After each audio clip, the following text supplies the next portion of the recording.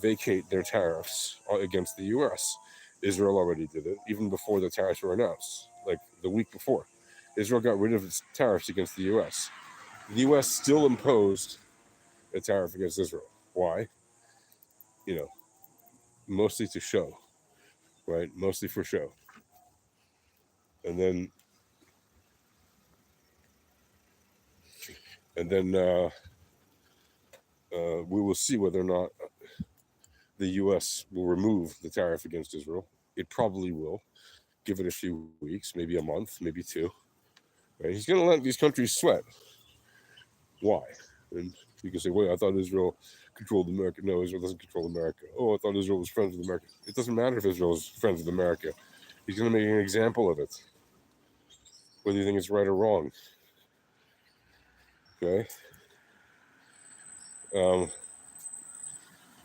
And he's going to do that with a lot of countries. Vietnam also was next in line, one of the next in line to call the U.S. and be like, hey, we'll dump our tariffs if you do too. We'd like to remove the tariffs, right?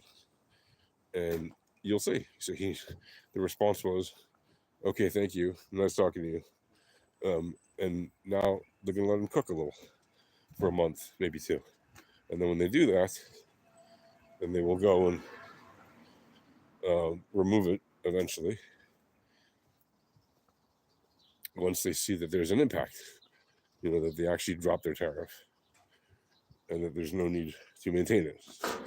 As soon as they see that there's no need to maintain it, the U.S. will drop it, right? But they're going to do it in a way, he's not just going to be like, okay, once one person calls and drops it, and if I say, okay, I'm going to drop my tariffs against you, then the next person will call and maybe try to drop a little bit less than the whole thing.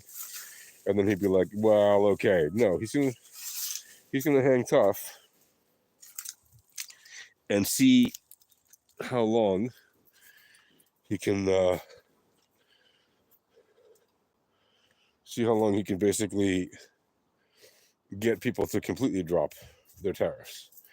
Right? Once he has people completely dropping their tariffs, like all over the place, then he can make the decision to, you know what, we could just end this whole tariff thing if everybody agrees to end it. And then they can even do a global summit where all the leaders of all the heads of state show up.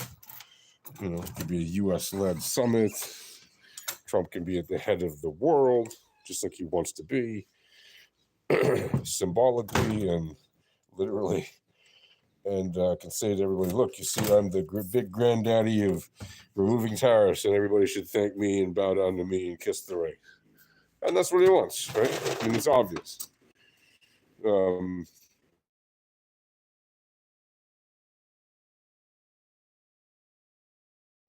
He makes it obvious. Like, it's not a secret.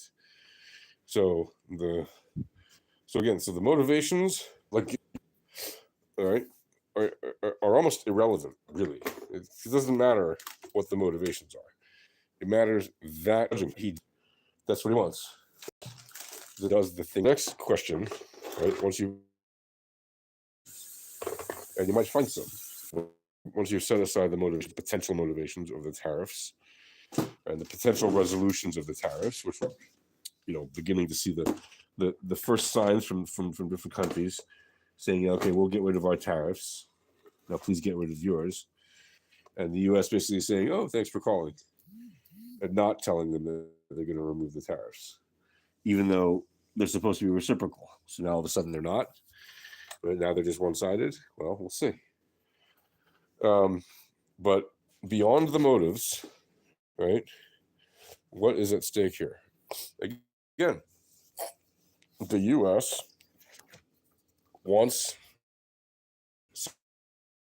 something more than just these tariffs.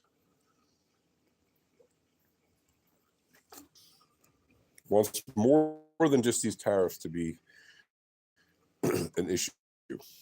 The Trump administration is trying to solve the fair trade issue. And again, I'm not judging whether you're for free trade, fair trade, global trade, not global trade, local trade, whatever. I'm not judging.